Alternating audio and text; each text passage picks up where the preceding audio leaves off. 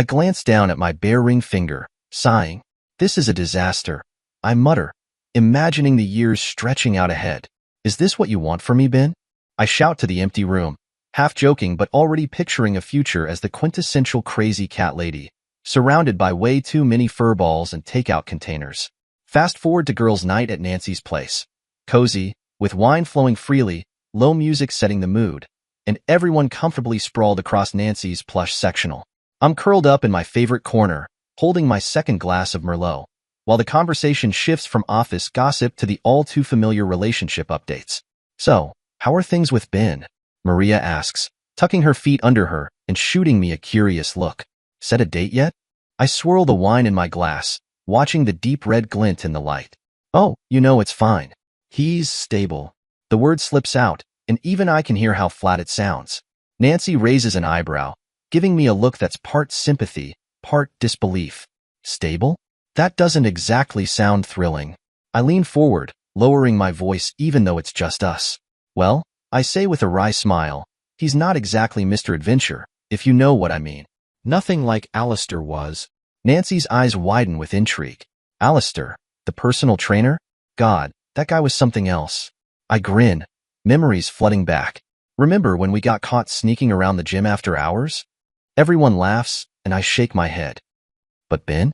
Let's just say the wildest he's ever suggested was leaving the bedroom light on. We all burst out laughing, the wine amplifying the humor. And don't even get me started on the, equipment differences, I add, rolling my eyes dramatically. Alistair, well, those workout shorts left very little to the imagination. Ben's, let's just say, he's working with more of a compact model. More giggles break out, and it feels surprisingly good to let it all out, even if I know I'm probably oversharing. But that's what girls' night is for, right? So, why'd you say yes when he proposed? Maria asks, pouring herself more wine. I shrug, holding out my glass for a refill. He's a good guy, stable job, owns his place, actually wants to settle down.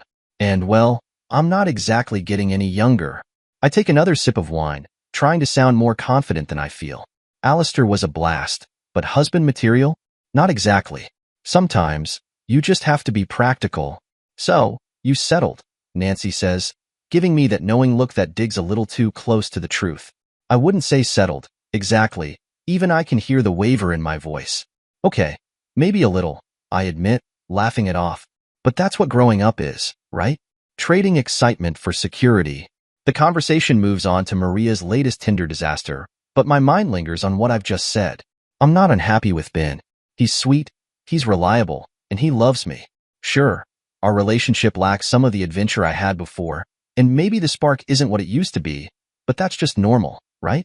Everyone makes compromises. Just then, we hear a creak by the doorway. I turn, seeing Ben standing there, looking like he's just walked in on a car crash. My stomach drops. I remember he mentioned leaving his laptop charger here, but I had no idea he'd come by to pick it up tonight. He's staring right at me, and his expression says he heard everything. My hand froze on the doorknob as laughter drifted through the door. I stood there, stunned, listening as Monica's voice carried on, sharing intimate details about our relationship with her friends. Each word felt like a punch, comparing me to her ex, laughing about our private life, and finally, the hardest blow of all, that she'd settled for me because I was the safe choice. I stepped back, feeling as if the floor had shifted beneath me. The laptop charger was forgotten as I turned and walked outside, numb to the chill of the night air. My mind raced, replaying our relationship with a new, unsettling perspective, every memory now tinged with doubt. I found myself at the sports bar down the street, where the bartender, Buzz, gave me a nod as I took my usual spot. The usual, Ben? Make it a double. As I nursed the whiskey, two thoughts kept circling, each one cutting deeper than the last. First, how brutally her words had broken my trust. And second, the gnawing question. If I was the safe choice for her, was she the right choice for me? She hadn't just joked about our sex life. She'd shared intimate, private details that should have stayed between us. This went beyond teasing. It was a betrayal of the kind of respect that I thought was the bedrock of any marriage. But it was the second thought that left me feeling hollow. I'd never doubted Monica's loyalty, never even considered that she might look elsewhere. But tonight, hearing how she talked about her ex, her longing for the thrill I apparently lacked, well, it was hard not to see a pattern. The math was straightforward. If she felt she'd settled and missed that spark, what would stop her from seeking it out if the opportunity came along? The rational part of my mind laid it out like a fact sheet. She confessed to her friends that stability had won over excitement. If she truly believed she'd made a compromise, what was to stop her from eventually craving the adventure she said she missed? I glanced down at my empty glass, barely registering that I'd finished it. Buzz, the bartender, came over, looking concerned. Everything okay, Ben? The words slipped out before I could stop them. Just found out my fiancée thinks she settled for me, I said, and as I heard myself say it, the weight of it hit harder than I'd expected. I took a slow sip from the glass Buzz poured, letting the sting of the whiskey match the sting of her words. You know what really gets me? I said, looking at Buzz. She told them I was the safe, boring choice, the one she settled for because the exciting guys wouldn't commit. Like I'm just the default option. Buzz shook his head, his expression sympathetic. That's rough, man. Question is, what are you going to do about it? And that was the million-dollar question. She hadn't just broken my trust by sharing personal details. She'd given me a front-row seat to her real feelings about our relationship. How do you come back from realizing you're someone's fallback plan? That you're good enough, but not enough? My phone buzzed again. Another message from Monica. Where are you? Getting worried. Everything okay? Call me when you get this. I stared at the screen, my thoughts tangled. Was she genuinely worried about me, or just scared of losing her safety net? The guy who checked the practical boxes but left her craving more. As my mind churned, I shook my head, feeling the weight of it all settle. You know what really gets me, Buzz? I muttered. Buzz leaned in, ready to listen. It's the fact that I thought we were partners. I thought we wanted the same things. I set my glass down, meeting Buzz's steady gaze. It's not even about the details she shared. It's that she basically advertised her dissatisfaction to her friends, like hanging up a better offers welcome sign. Buzz, who'd been quietly polishing glasses, nodded. I've been bartending for 20 years. Seen plenty of relationships end over someone settling. Usually goes one of two ways. They either leave when something better comes along or stay and make both people miserable. I nodded, letting his words sink in. This wasn't about insecurity or overreacting. It was about facts. Monica had just broadcast to her friends that she wasn't fully committed to me, that she compromised to settle down with the safe choice. It changed everything. I finished my drink and stood, feeling a newfound calm. This wasn't something I could just brush off or pretend I hadn't heard. We needed to talk, and I needed to be ready for her to try to brush it off as harmless girl talk, but that wasn't good enough anymore. Thanks, Buzz, I said, leaving enough cash to cover my drinks and a generous tip. I turned toward the door, bracing myself for the conversation ahead. I freeze, my mind racing, but I try to play it cool. What did you hear? He just watches me, a calmness in his gaze that's almost worse than anger. I heard you telling your friends that I'm your safe choice, that you missed the thrill you had with your ex, and more. Honestly, Monica, I couldn't believe what I was hearing. The blood drains from my face. My mind scrambles for something to say, some way to brush it off as just harmless fun, but his expression stops me short. He's not in the mood for excuses. Ben, it was just girl talk, I begin, forcing a weak smile. You know how it is. We exaggerate a little, just to make each other laugh. Girl talk? Exaggerate? He shakes his head, letting out a hollow laugh. You didn't just joke, Monica.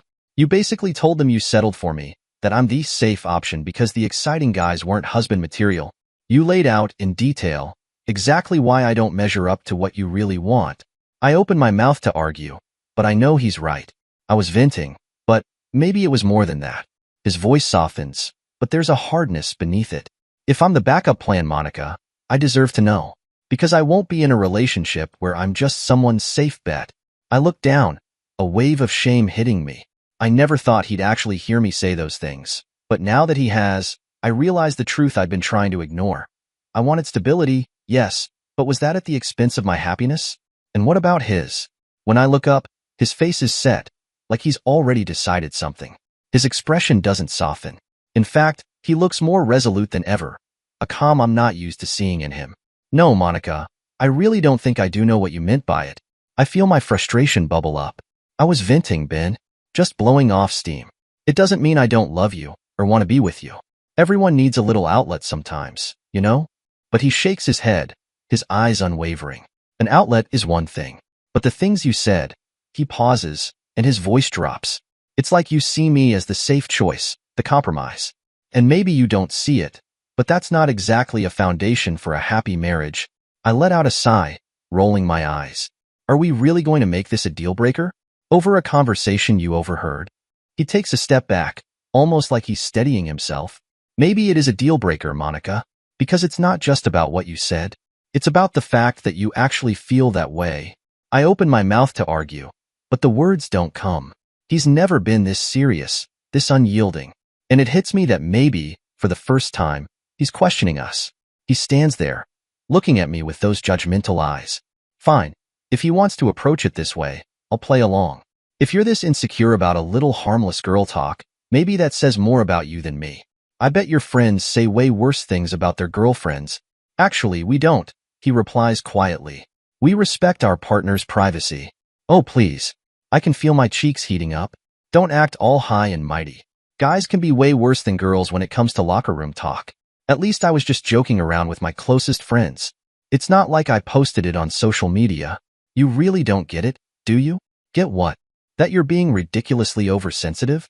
You're turning a silly girls' night conversation into a massive drama. Yeah, I understand it perfectly well, he says firmly. I step closer, softening my tone, trying a different approach. Baby, come on. You know I love you. You know I chose you. Why let this get to you? If you were more secure in our relationship, this wouldn't even be an issue. But something feels off tonight. Usually, when I adopt this tone, he softens. Typically, by now, he'd be apologizing. But instead, he's looking at me as if I were a stranger. You didn't choose me, Monica. You settled for me. Those were your exact words. It was just talk. I exclaim, frustration creeping into my voice. God, why are you acting like this? Everyone vents about their relationships sometimes. You're making it seem like I committed some huge betrayal when all I did was have a normal conversation with my friends. My head starts to throb. This isn't how it was supposed to unfold. He wasn't meant to overhear any of that, and even if he had, he shouldn't be reacting this way. He's supposed to understand, to let it go. You're really blowing this way out of proportion, I say, trying to regain control of the situation. If you just calm down and think about it rationally, but I can see it in his face. I'm losing this battle. Honestly, it's starting to infuriate me. Who does he think he is, making me feel guilty for having a private conversation with my friends? This is completely normal behavior. He's the one being strange about it, right? The living room feels smaller tonight, filled with an unsettling tension I've never experienced before. I stand here, trying to make him see that I'm not the problem. Classic move. My eyes land on my engagement ring resting on the coffee table. I always take it off during girls' night, claiming it snags on my friends' clothes when they hug. Funny how everything suddenly makes sense in hindsight. Everyone talks about their relationships with their friends. I insist, my voice dripping with condescension. It's totally normal. Okay, he replies, keeping his voice steady. So you'd be fine if I shared intimate details about your body with my friends? Should I tell them that your box is so big and loose, comparing you to my ex? How I settled for you. The look on her face is priceless. Her mouth opens and closes, struggling to form a response. That's completely different. How? I challenge. Because it just is. God, why are you making this so difficult? I almost laugh, but I hold it back. You know what's interesting, Monica? You're not sorry you said those things. You're just sorry I overheard them. Of course I'm sorry you heard. I knew you'd react like this and blow it all out of proportion when it's nothing. Nothing? Our intimacy, my trust, my dignity? It's all nothing to you? The clarity of that thought settles over me, bringing an unsettling peace. Let me ask you something, I say, moving closer to the coffee table. If it's nothing, why can't you answer my question? Why can't I talk about your body with my friends? Share intimate details? Compare you to other women? That's not the same thing at all. Her voice rises, panic seeping in. When girls talk, it's different. We share things. We support each other. By mocking your partners and comparing their bodies like they're items at a store, you're twisting everything. She's fully defensive now, her expression hardening. This is exactly why I can't talk to you about certain things. You get so sensitive. No. I cut her off, surprising both of us with my firmness. You can't talk to me about certain things because you don't respect me. Somewhere along the line, you decided I was your safe option, your backup plan, the boring but reliable choice. That's not it, she protests, but I hold up a hand. Here's the thing, Monica. I pick up her engagement ring from the coffee table and drop her apartment key beside it. I don't want to be anyone's backup plan. Her eyes widen as she realizes what's happening, the panic evident in her expression. Ben, you're being ridiculous. You can't throw away our whole relationship over one stupid conversation. You're right. It's not about one conversation. It's about respect, trust, the foundation of what we're supposed to be building together. I turn the ring over in my hand, searching her face. Tell me honestly, if Alistair called tomorrow and said he changed and wanted to settle down, her silence is deafening. That's what I thought. Ben, please. Her voice softens, turning pleading. You're just feeling insecure. We can work through this. I'll call the girls. They'll tell you it was nothing. See, that's the problem right there. I pocket the ring. You still think this is about insecurity? It's not. It's about having enough self-respect to walk away from someone who doesn't value me. So that's it? Her tone turns bitter. You're just going to throw everything away because your ego got bruised? No, Monica. I'm walking away because you've shown me exactly who you are and what you think of me. I deserve better than being someone's consolation prize. I turn toward the door, her words following me like arrows. You're overreacting. This is crazy. You're throwing away 5 years over nothing. But with each step I take, I feel lighter. The anger fades, replaced by something that feels a lot like freedom. Sometimes, the hardest decisions are also the clearest ones. As I close the door behind me, I hear her start to cry. A month ago, that sound would have brought me running back. Tonight, it just confirms I'm making the right choice. Some broken things aren't meant to be fixed. I can't believe this is happening. The door hasn't even closed for 5 seconds before I'm grabbing my phone, my hand shaking as I text Nancy and Maria in our group chat. Emergency. Ben overheard everything. He's leaving me. Call now. The three-way call connects almost immediately. My mascara's running, but honestly, I'm more angry than sad. He's completely lost it, I tell them, pacing my living room. He came home acting all high and mighty about our conversation, like we committed some kind of crime or something. You guys need to help me fix this. What do you want us to do? Nancy asks. I don't know. Call him? Tell him we were just joking around? That everyone talks like that. My voice cracks. He took the ring. Guys, he actually took it back. Maybe if we all apologize, Maria starts. I'm not apologizing. I snap, then catch myself. No, I need them on my side. I mean, we didn't do anything wrong. This is totally normal girl talk. He's the one being insecure and unreasonable. But even as I say it, the sick feeling in my stomach grows. The look in his eyes when he left, I've never seen that before. This isn't like our other fights, where I could sweet-talk him back or make him feel bad for upsetting me. Oh God. I sink onto the couch.